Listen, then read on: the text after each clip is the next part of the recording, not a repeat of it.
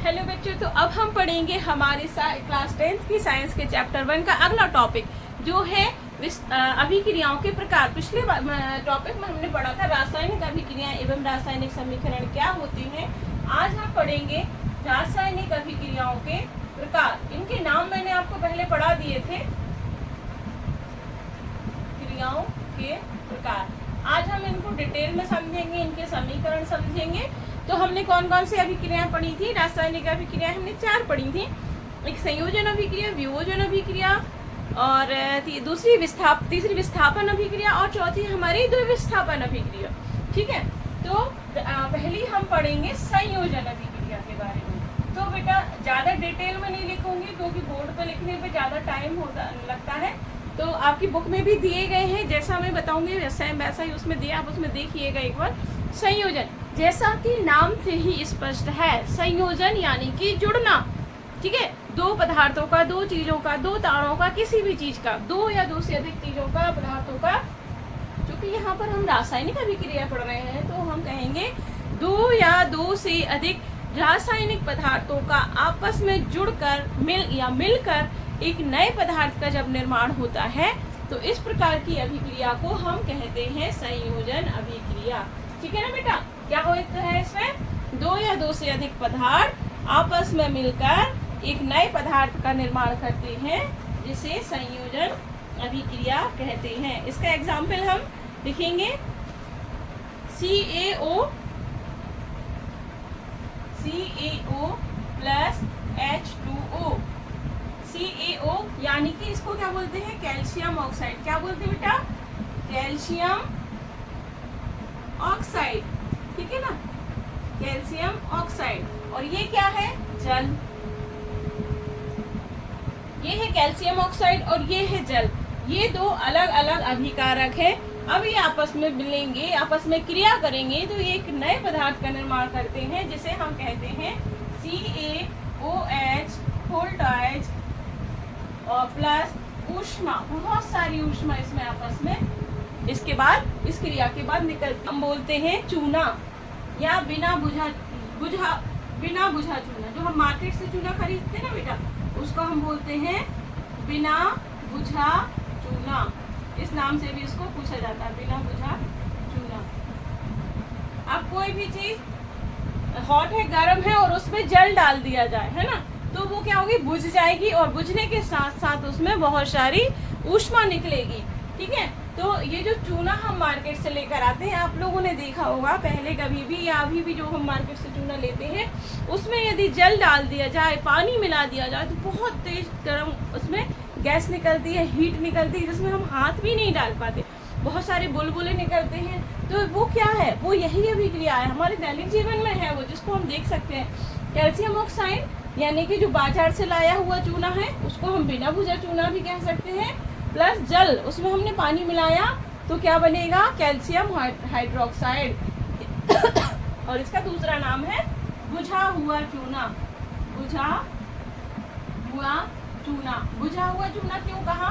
क्योंकि इसको पानी डाल के इसको बुझा दिया गया, जो इसकी गर्म प्रवृत्ति थी, गर्म तासीर थी, उस पर पानी फिर गया तो ये हो गया बिना बुझा चूना, जिसे हम कहते हैं कैल्शियम हाइड्रोक्साइड। और साथ ही इसमें बहुत अधिक मात्रा में हीट निकलती है, ऊष्मा निकलती है। इसलिए जो संयोजन अभिक्रिया है इसका एक नाम और है, इसको कहते हैं ऊष्माक्षेपी अभिक्रिया। यही समझ लो, आगे नहीं, अलग से नहीं समझाएंगे इसको, ऊष्माक्षेपी अभिक्रिया। ठीक है, तो जिन अभिक्रिया, अब ऊष्माक्षेपी अभिक्रिया यदि लिखने को आएगा तो उसकी परिभाषा कैसे लिखोगे? जिन अभिकारकों में ऊष्मा उत्पन्न होती है या अभिकारकों के क्रिया करने के फलस्वरूप ऊष्मा उत्पन्न होती है या निकलती है या उत्सर्जित होती है, तो ऐसी अभिक्रियाओं को हम कहेंगे ऊष्माक्षेपी अभिक्रिया। और ये अधिकांशतः संयोजन अभिक्रियाएं ही होती हैं। जब दो या दो से अधिक पदार्थ मिलते हैं, आपस में क्रिया करते हैं तो एक नया पदार्थ बनता है और उसमें ऊष्मा निकलती है, तो इन अभिक्रियाओं को हम संयोजन अभिक्रिया या ऊष्माक्षेपी अभिक्रिया कहते हैं। यहाँ हमारे 2 क्वेश्चन कंप्लीट हो गए। ठीक है, ऊष्माक्षेपी अभिक्रिया वाला भी यही आ गया। अगला है हमारा, इसमें आप और भी एग्जाम्पल लिख सकते हैं, ऐसा नहीं है कि आपके पास एक ही एग्जाम्पल है। संयोजन अभिक्रिया में बताते हैं आपको सिर्फ एक बहुत सिंपल सा, ज्यादातर बच्चे लिखते हैं लेकिन आपको सभी एग्जाम्पल आने चाहिए। C+O2CO2 है ना, ये एग्जाम्पल सबको सरल सा रहता है तो आप लिख देते हैं C+O2CO2 है ना। क्या बना इसमें, कार्बन डाइऑक्साइड। कार्बन और ऑक्सीजन ने आपस में क्रिया करी तो इन्होंने क्या बनाया, कार्बन डाइऑक्साइड। तो ये भी किस प्रकार की अभिक्रिया है, एक संयोजन अभिक्रिया है। ठीक है ना बेटा, इसमें भी जो अभिकारक है वो जुड़ रहे हैं, तो ये किस प्रकार की अभिक्रिया हम कहेंगे, इसको संयोजन अभिक्रिया। बुक्स में 4-5 एग्जाम्पल और दिए हैं। अब अभी चारों अभिक्रिया पढ़ानी इसलिए मैं सारे नहीं लिख रही हूँ। अब हम पढ़ेंगे वियोजन अभिक्रिया के बारे में। क्या पढ़ेंगे, वियोजन अभिक्रिया। सेकंड है हमारी वियोजन अभिक्रिया।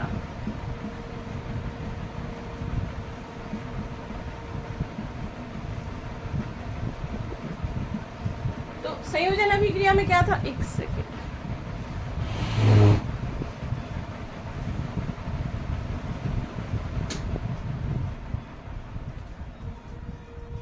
हाँ, संयोजन अभिक्रिया में हम क्या पढ़ रहे थे, दो या दो से अधिक अभिकर्मक आपस में मिलकर एक नए पदार्थ का निर्माण कर रहे थे। और जो वियोजन अभिक्रिया है जस्ट उसकी अपोजिट होगी। संयोजन मतलब जुड़ना होता है और वियोजन मतलब टूटना होता है। वियोजन मतलब टूटना होता है। तो इसमें क्या होता है, इसमें वियोजन अभिक्रिया में कोई एक अभिकारक आपस में मिलकर दो या दो से अधिक अभिकारकों में टूट जाता है या उसमें उसका विघटन हो जाता है। तो इस प्रकार की अभिक्रिया को हम कहेंगे वियोजन अभिक्रिया। इसका हम एग्जाम्पल लेके देखेंगे, CaCO3, ठीक है ना, CaCO3 इसका नाम है कैल्शियम कार्बोनेट। क्या है इसका नाम,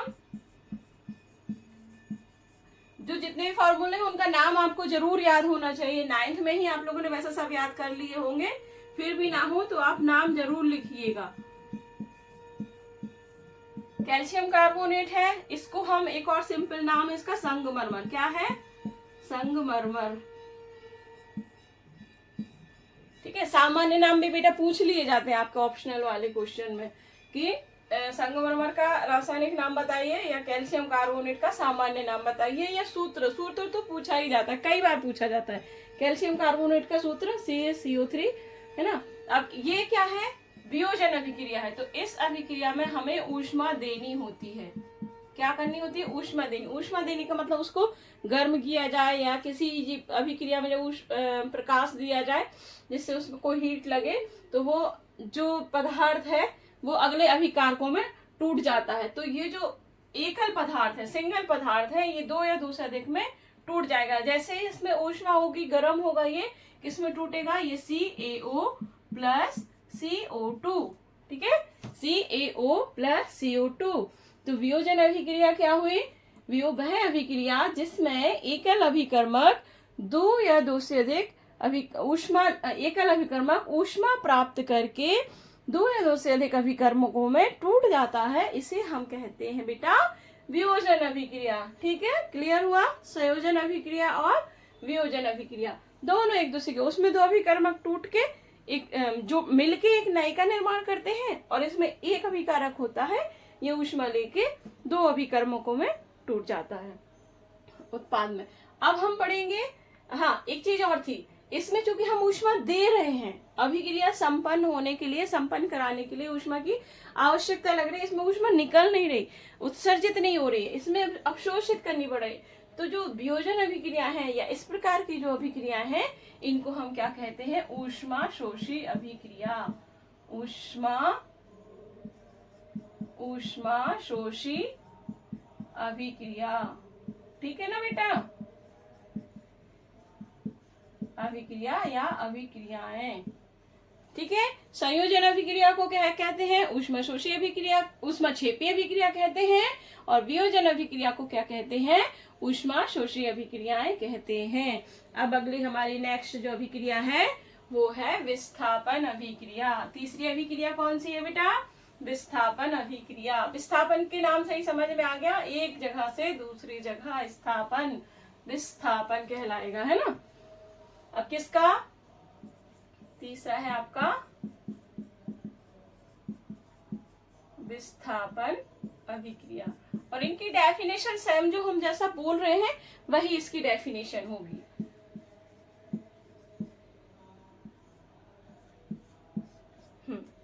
विस्थापन अभिक्रिया में क्या होता है, इस अभिक्रिया में कोई जो एक पदार्थ होता है वो दूसरे पदार्थ को उसके यौगिक से विस्थापित कर देता है। जैसे कि हम लिखेंगे Fe+ CuSO4, ये एक कोई पदार्थ, ये यौगिक है, ये वो है आयरन है, ठीक है, लोहा है। तो ये क्या करेगा, ये इसको इसके यौगिक से अलग कर देगा। ये जो है इन दोनों की दोस्ती को ये तोड़ देगा और क्या करेगा, खुद इसके साथ दोस्ती कर लेगा। किसके साथ, सल्फेट के साथ। SO4 ये सल्फेट कहलाता है, आयन कहलाता है ना बेटा, ये पूरा समूह है। तो जो अधिक क्रियाशील धातु है वो कम क्रियाशील धातु को उसके यौगिक से अलग कर देती है। हम इसकी इस तरह से भी परिभाषा दे सकते हैं, और ये इसके साथ दोस्ती बना के बैठ जाएगी।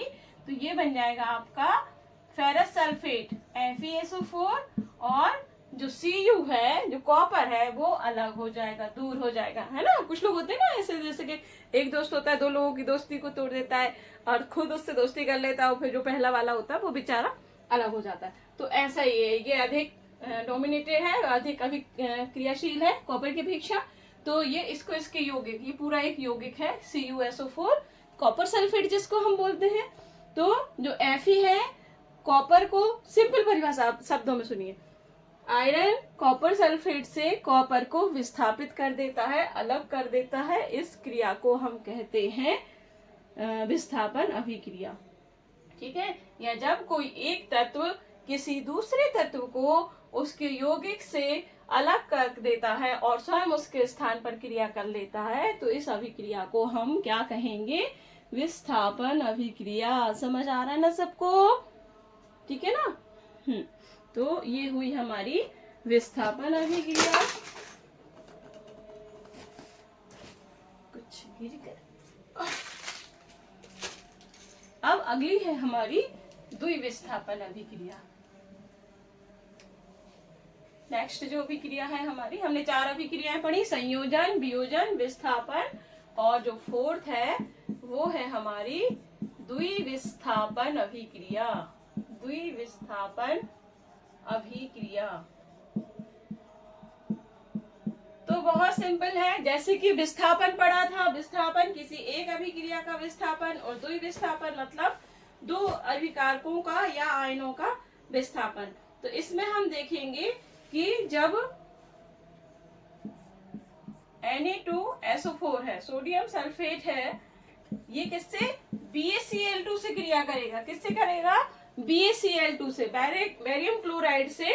तो ये क्या बना लेगा बेटा, ये बनाएगा BaSO4। ये जो बैरियम है वो इससे क्रिया कर लेगा, किससे, सल्फेट से।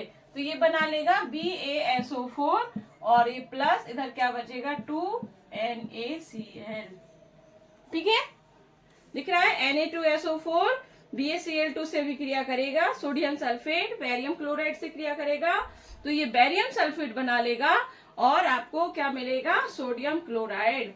तो इस प्रकार इस अभिक्रिया को हम कहेंगे द्विविस्थापन अभिक्रिया, ठीक है ना बेटा। इसका इसके साथ विस्थापन हो गया और इसका इसके साथ विस्थापन हो गया। 2 बार विस्थापन हुआ आयनों का, आयनों, और इसमें आयनों का विस्थापन होता है। ये Na+ होता है, Cl- होता है ना, ये बैरियम प्लस होता है, SO4- होता है। तो एक ये आयन का विस्थापन हुआ और एक ये आयन का, इसलिए हम इसको कहते हैं आयनों का विस्थापन होता है इसमें, और इसे हम कहते हैं द्विविस्थापन अभिक्रिया। ठीक, क्लियर ना सबको, समझ जाएंगे, लिख लेंगे सब लोग अच्छे से।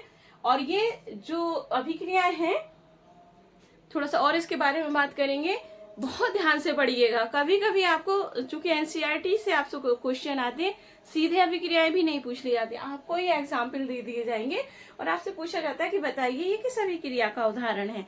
कभी कभी आपको ऊष्माक्षेपी और ऊष्माशोषी से पूछ लिया जाएगा। आपको ये चारों अभिक्रियाएं, मैंने कई बार पिछली बार लास्ट ईयर शायद देखा था, चारों अभिक्रियाएं दी गई थी और उनके नाम पूछे गए थे कि निम्न अभिक्रियाओं के नाम बताइए। उसमें 4 नंबर का क्वेश्चन था और आपको बस एक एक नाम बताना था कि संयोजन, वियोजन, विस्थापन, द्विविस्थापन, वो कौन सी, थोड़ी सी रैंडमली थी, एकदम लाइन से नहीं थी। तो ये पूरा 4 नंबर का क्वेश्चन आप बिल्कुल इजिली आप स्कोर कर सकते हैं 4 नंबर। बस आपको उनकी डेफिनेशन याद रखना है और वो अभिक्रियाएं याद रखनी है। तो उम्मीद है कि आपको ये समझ में आया होगा, और अपनी बुक से आप प्रॉपर अच्छे नोट्स बनाइए, उसमें आप जो डेफिनेशन दी है उसको लिखिए और उसके साथ इक्वेशन लिखिए। Okay, bye bye.